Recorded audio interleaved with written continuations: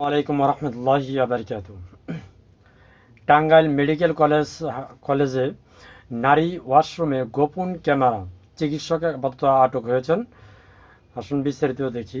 Tangail medical college হাসপাতালের নারী চিকিৎসকদের ওয়াশরুমে গোপন ক্যামেরা বসানোর অভিযোগে রায়হান কবির ইমন নামে এক ইন্টার্ন চিকিৎসককে আটক করে পুলিশ সোপর্দ করেছে হাসপাতাল কর্তৃপক্ষ।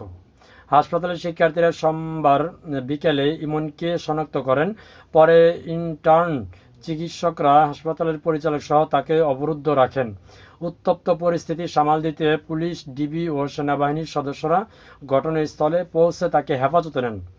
হাসপাতালের পরিচালক আব্দুল কুদ্দুস জানান, শুক্রবার রাতে এক নারী চিকিৎসক ওয়াশরুমে কলম দৃশ্য ক্যামেরা দেখতে পান।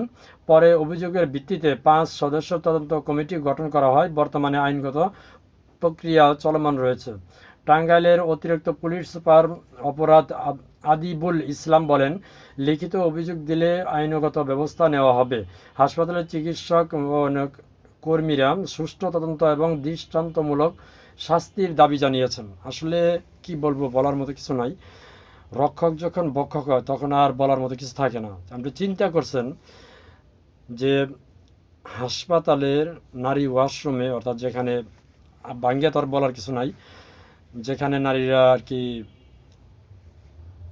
ওয়াশরুম তো বুঝেনি, বাকিরা আর বললাম না, সেখানে গোপন ক্যামেরা লাগিয়ে রাখছে। সেই ক্যামেরা গত সোমবার দিন এক নারীর কাছে ধরা পড়ছে। তো এই নিয়ে টাঙ্গাইলের উত্তপ্ত সাধারণ জনতা এবং শিক্ষার্থী উত্তপ্ত হয়ে পড়েছে। সেগুলো সামাল দিতে পুলিশ এবং সেনাবাহিনীর সহ সেই লোকটাকে আটক করছে। এখন ঘটনা হচ্ছে, আটক করাটা তো বড় বিষয় নয়, যে এই ধরনের কর্মকাণ্ড আসলে কি এদেরকে শাস্তি হবে?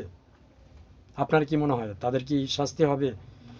আর তারা কি শাস্তির যোগ্য নাকি অযোগ্য, নাকি তাদেরকে, মানে আসলে কি বলবো, তা আমার মনে হয় যে তাদেরকে যেহেতু ধরছে, মানে এমন ছেঁচা মারা উচিত যা জীবনে কখনো নারীদের দিকে তাকিয়েও না দেখে।